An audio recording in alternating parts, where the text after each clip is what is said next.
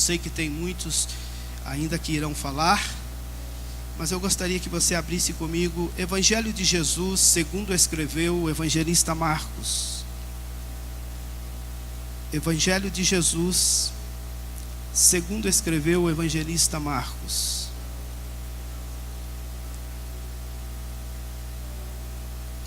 Capítulo de número 2. Capítulo 2.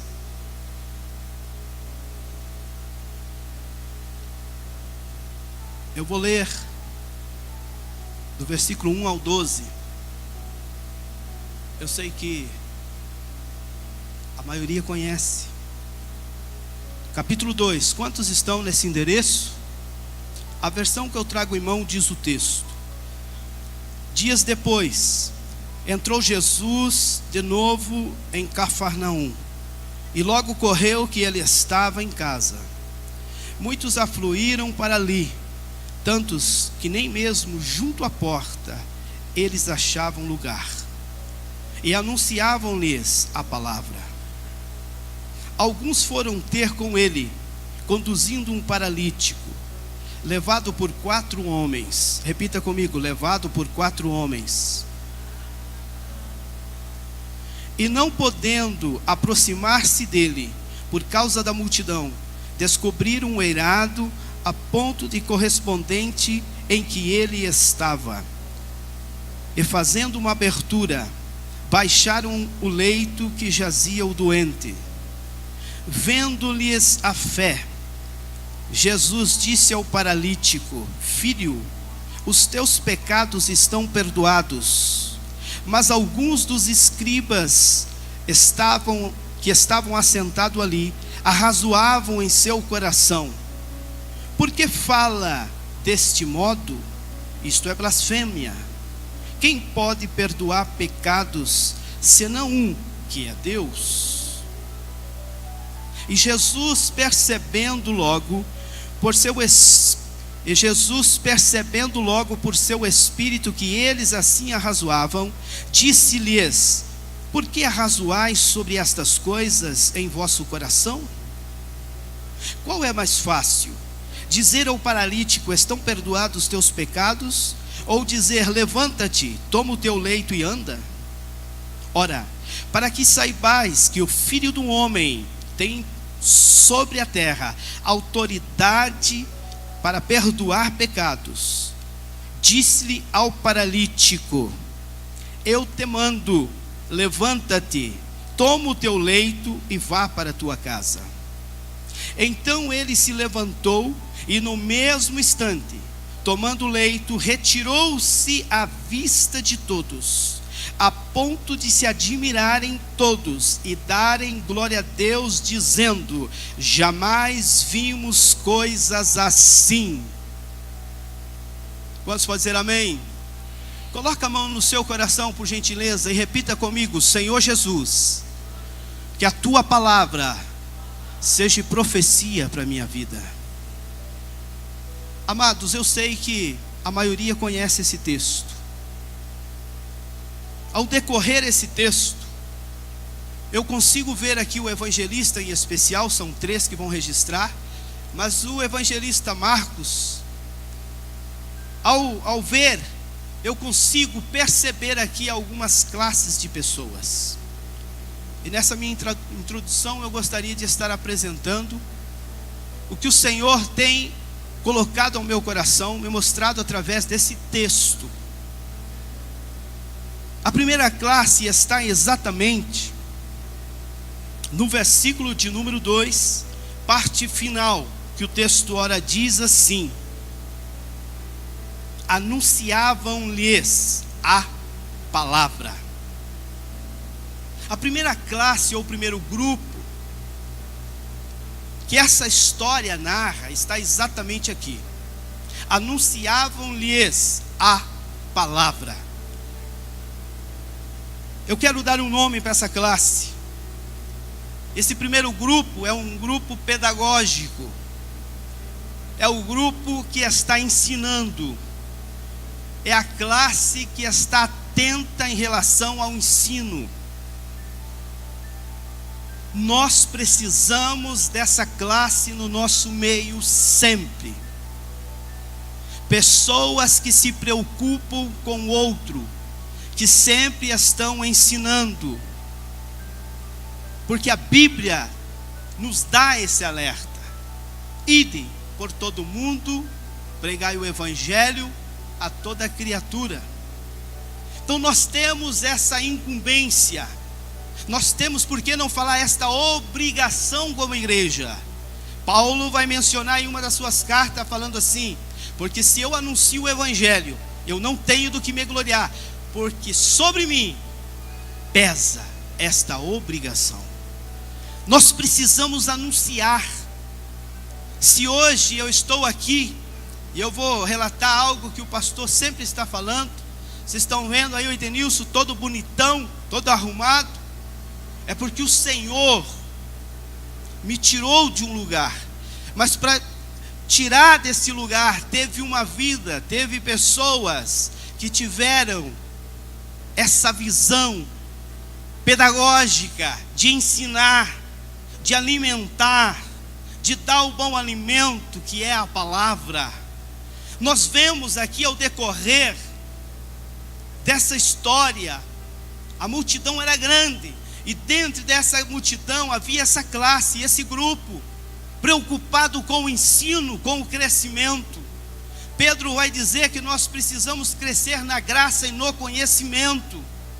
A igreja, ela é formada através do conhecimento, da palavra. Então eu posso destacar aqui esse grupo, essa classe. Em segundo lugar, eu vejo aqui no versículo de número 3, a parte final, o texto vai dizer assim: levado por 4 homens. Essa segunda classe nós devemos ter sempre na igreja, e graças a Deus por isso. Qual é essa classe, Edenilson? Essa classe é a classe operacional. É o grupo que ele não simplesmente, ele não só observa, mas ele coloca a mão na massa. Não, você não entendeu? Ele coloca a mão no arado. Não, eu vou traduzir para o guarapuavano. Ele coloca a mão no apar, ele coloca a mão na enxada, ele vê e ele entra cooperando. Na igreja tem que ter a classe, o grupo que ensina, mas se não colocar em prática aquilo que aprendeu, de nada adianta. Quando nós somos ensinados, nós temos que ter essa classe do nosso lado, pessoas que não esperam falar. Ele entende, a necessidade está na minha frente. Se eu não posso atravessar o Atlântico, mas eu posso ajudar quem está do meu lado. Quem está entendendo, diga amém. Se eu não estou fora de Guarapuava, eu posso praticar o bem em Guarapuava. Vocês vão ver e ouvir, ou melhor, ver através da Bíblia, um conselho de Tiago. Todos nós conhecemos o pecado por comissão. Alguém comete, é fácil de identificar. Mas que tal o pecado por omissão? Porque Tiago vai dizer assim: aquele que sabe fazer o bem e não faz, nisto está pecando. Então, quando nós vemos a necessidade, nós temos que colocar a mão na massa. Quantos estão entendendo? São 4 homens, viram a necessidade, não esperaram, não olharam somente a dificuldade, porque você conhece o texto. A dificuldade era muito grande. Dá até para entender. Olha a necessidade dele. Como nós podemos ajudar? Alguém podia dizer: vamos orar e deixar mais um. Não, vamos até orar, mas vamos carregar ele para diante de Jesus Cristo. Com todas as dificuldades, é o grupo operacional, é o grupo que coloca a mão na massa. E é tão simples de identificar esse grupo na igreja.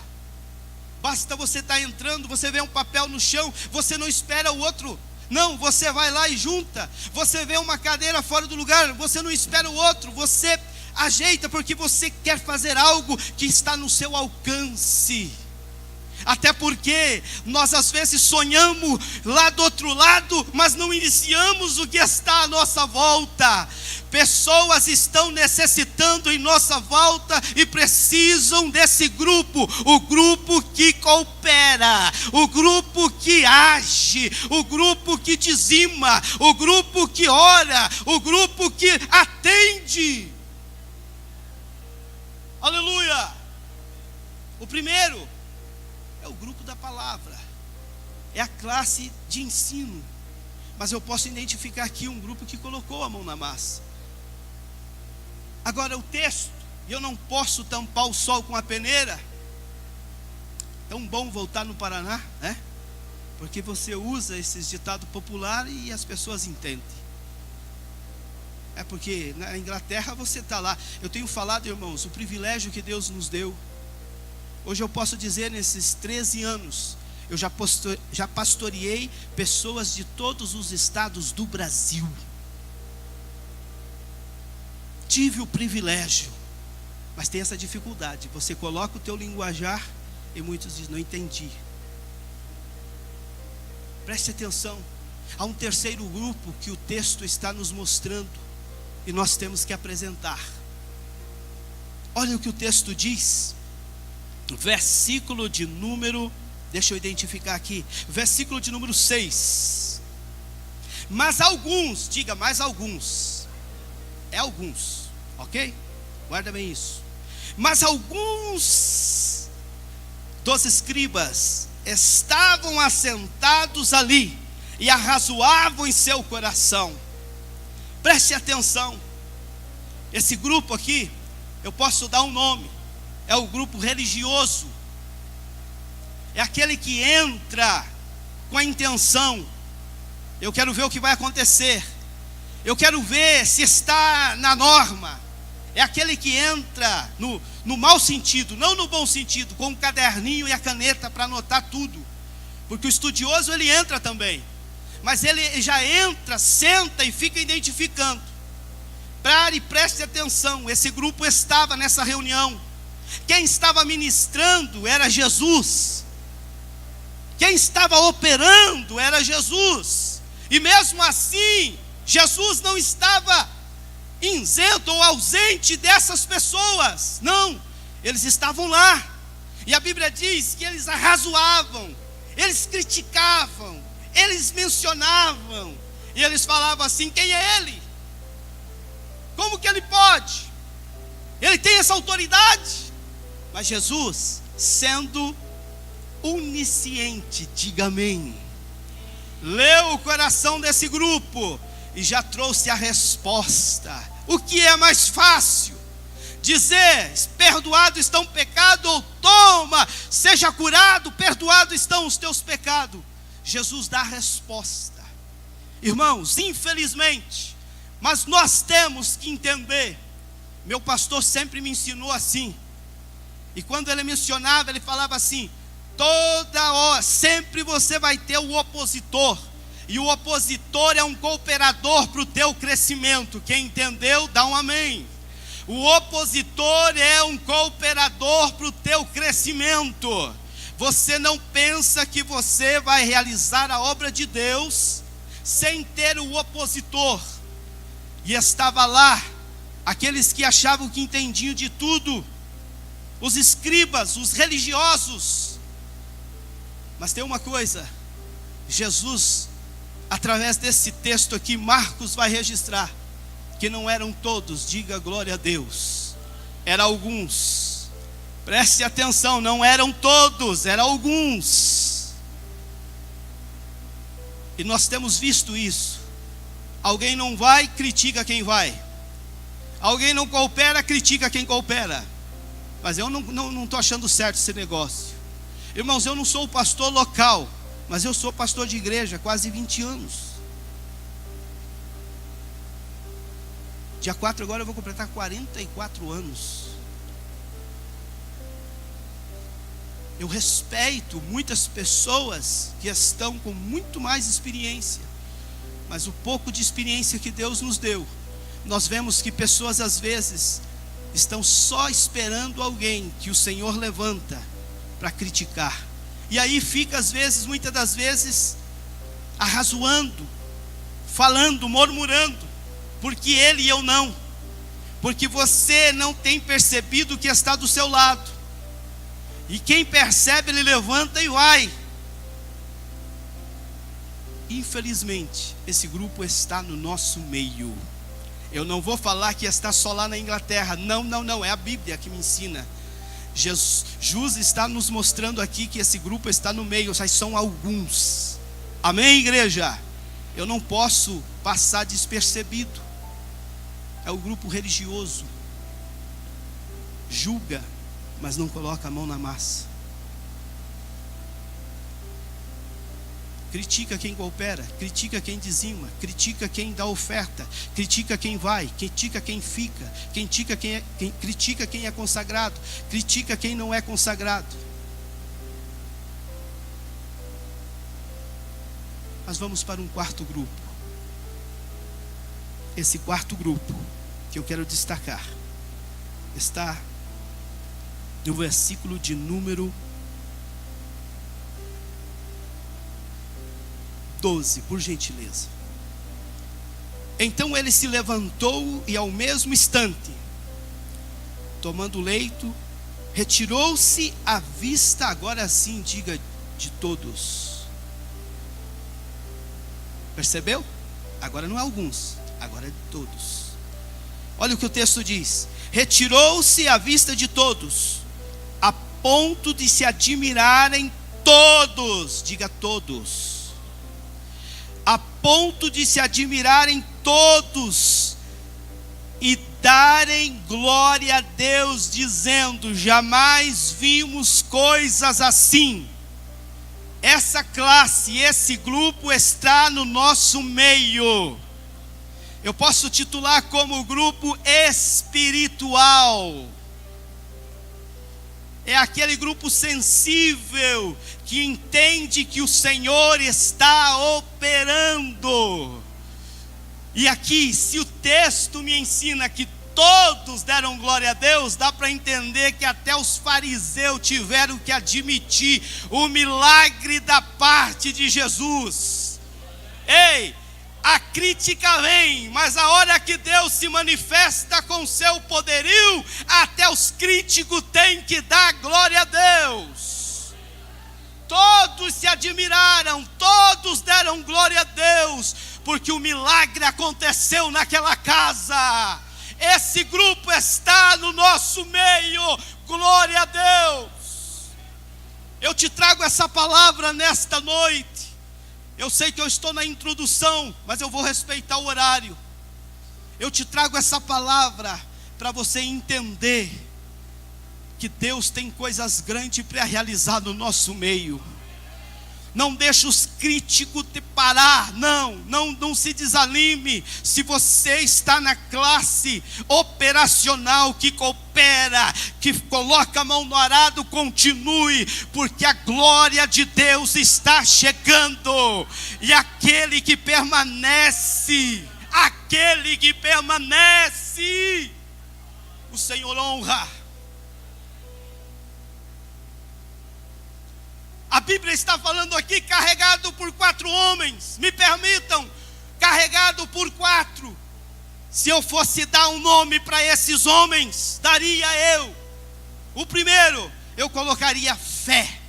Por nome de fé, porque eu posso perceber a fé em uma desses homens. E a Bíblia vai dizer, o escritor dos Hebreus vai falar que sem fé é impossível agradar a Deus. Paulo vai relatar aos romanos: o justo será justificado, viverá por fé. Preste atenção. O segundo, daria eu o nome de confiança, porque eles tiveram confiança. E a Bíblia diz, e o Salmo vai registrar, o Salmo 40, aquele que confia no Senhor é um homem abençoado, porque ele não pende para os arrogantes, mas ele confia no Todo-Poderoso. O terceiro, se fosse para eu dar um nome, daria eu amor. porque sem amor você não consegue exercer a obra missionária. Agora preste atenção, percebam que eles estão juntos. Fé não anda sem confiança, confiança não pode andar sem existir o amor. Mas e o quarto homem, pastor? Se fosse para eu dar um nome, daria eu trabalho, porque eles tiveram trabalho, e muito trabalho, para se deslocar, para estar nesse lugar. Mas o que eu aprendo? A fé estando no nosso coração, confiando no Deus, com muito amor e muito trabalho, a glória de Deus se manifesta. Se você entende a tua chamada, entenda, há muito trabalho para ser feito. Amém? Deus abençoe em nome de Jesus. Eu amo vocês, um beijo no coração.